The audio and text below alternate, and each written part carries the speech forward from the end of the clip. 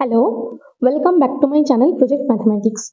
তোমরা যারা 2024-এ class 9-এর final exam দিতে চলেছো তাদের জন্য কোন কোন প্রয়োগগুলো গুরুত্বপূর্ণ সেগুলো নিয়ে আজকে আলোচনা করব। আর এর আগের ভিডিওতে কোন কোন উপপাদ্যগুলো গুরুত্বপূর্ণ সেটা নিয়ে আলোচনা করা রয়েছে। তো তোমরা যারা এখনো সেই ভিডিওটা দেখোনি তারা প্লেলিস্টে গিয়ে ভিডিওটা দেখে নাও, সেখানে সমস্ত গুরুত্বপূর্ণ উপপাদ্যগুলো বলা রয়েছে। ঠিক আছে, তো চলো দেখে নিই প্রয়োগ কোনগুলো গুরুত্বপূর্ণ। দেখো, এখানে মোট 4টা চ্যাপ্টার রয়েছে: সামান্তরিকের ধর্ম, ভেদক ও মধ্যবিন্দু সংক্রান্ত উপপাদ্য, ক্ষেত্রফল সংক্রান্ত উপপাদ্য আর সমবিন্দু সংক্রান্ত উপপাদ্য। ঠিক আছে, 4টা চ্যাপ্টার রয়েছে। তো এই 4টা চ্যাপ্টার থেকে মোট 8টা প্রয়োগের কথা বলবো, যেগুলো এই চ্যাপ্টারের সবচেয়ে গুরুত্বপূর্ণ প্রয়োগ। ঠিক আছে, তো দেখো প্রথমে আমরা চলে যাব প্রথম চ্যাপ্টার সামান্তরিকের ধর্ম। এখানে দেখো পাতা নম্বর হচ্ছে 91। ঠিক আছে, 91 পাতাতে যে প্রয়োগ 22-এর যেটা রয়েছে, প্রয়োগ 22, কোন বৃত্তে এবি ও সিডি দুটি ব্যাস, প্রমাণ করি যে এসিবিডি একটি আয়তাকার চিত্র। এটা খুব গুরুত্বপূর্ণ একটা প্রয়োগ, আর প্রয়োগটা এখানে করে দেওয়াই রয়েছে, তো এটা খুব ভালো করে করে নেবে। এরপরে আমরা চলে যাব 126 পাতাতে। দেখো তোমরা টেক্সট বইটা নিয়ে বসবে, এখানে আমি পাতা বলে বলে প্রয়োগের নাম্বারগুলো বলে দিচ্ছি। ঠিক আছে, তো দেখো 126 পাতা। ঠিক আছে, এটা 126 পাতা। এখানে প্রয়োগ 5-এর যেটা রয়েছে, আয়েশা এবিসিডি ট্রাপিজিয়াম এঁকেছে যার দুটি তির্যক বাহু এডি ও বিসি এর মধ্যবিন্দু যথাক্রমে ই ও এফ। আমি প্রমাণ করি যে ইএফ সমান্তরাল এবি এবং ইএফ সমান half of AB plus DC. ঠিক আছে, এটাও করে দেওয়া রয়েছে, তাহলে এটা খুব ভালো করে করবে।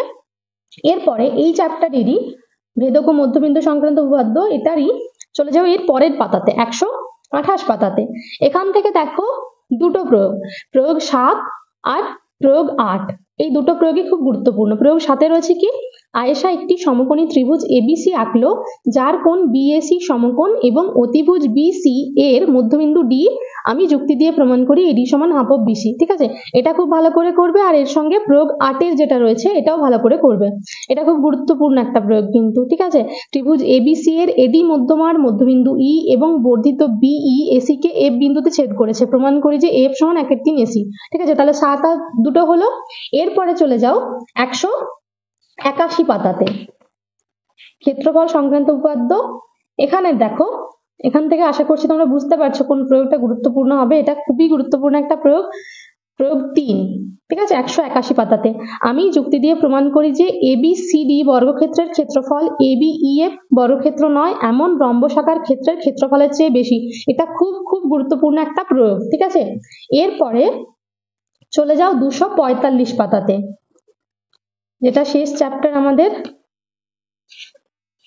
245 পাতা। দেখো এখান থেকে প্রথমে রয়েছে প্রয়োগ 7। আমি যুক্তি দিয়ে প্রমাণ করি যে একটি ত্রিভুজের দুটি মধ্যমা সমান হলে ত্রিভুজটি সমদ্বিবাহু হবে। ঠিক আছে, এটা খুব গুরুত্বপূর্ণ একটা প্রয়োগ। এরপরে প্রয়োগ 8-এ যেটা রয়েছে, দেখো প্রয়োগ 8, ত্রিভুজ এবিসি এর মধ্যমা তিনটি এডি বিই ও সিএফ পরস্পর জি বিন্দুতে মিলিত হয়েছে, প্রমাণ করি যে ত্রিভুজ জিবিসি সমান 1/3 ত্রিভুজ এবিসি এবং ত্রিভুজ জিবিডি সমান 1/6 ত্রিভুজ এবিসি। ঠিক আছে, এই দুটো করলে ভালো করে। এরপরে লাস্ট যেটা রয়েছে পরের পাতাতে, দেখো 246 পাতাতে, এখানে কষে দেখি 17-র যে 6-এর প্রয়োগটা রয়েছে, এবিসি ত্রিভুজের এডি বিই ও সিএফ মধ্যমা, প্রমাণ করি যে 4 into AD plus BE plus CF greater than 3 into AB plus BC plus CA। এটা একটা, আর তার সাথে 3 into AB plus BC plus CA greater than 2 into AD plus BE plus CF। ঠিক আছে, এটা করে দেওয়া নেই, তো এটাও কিন্তু খুব গুরুত্বপূর্ণ একটা প্রয়োগ। তো এটা যদি তোমরা বুঝতে না পারো তাহলে কমেন্টে জানাবে, আমি পরের ভিডিওতে এটা বুঝিয়ে দেবো। ঠিক আছে, তো এই যে 8টা প্রয়োগ বললাম, এগুলোই হচ্ছে এই 4টা চ্যাপ্টারের সবচেয়ে গুরুত্বপূর্ণ প্রয়োগ। ঠিক আছে, তো এগুলো খুব ভালো করে করো, তাহলে আশা করছি এখান থেকে একটা তোমরা কমন পাবে। আর দেখো সবশেষে একটাই কথা বলবো যে অঙ্ক হচ্ছে প্র্যাকটিসের ব্যাপার, যত বারবার প্র্যাকটিস করবে তত অঙ্ক ভালো করে করতে পারবে। তো যেগুলো বললাম সেগুলো খুব ভালো করে প্র্যাকটিস করো, তাহলে আশা করছি এখান থেকে কমন পাবে, কোনো রকম অসুবিধা হবে না।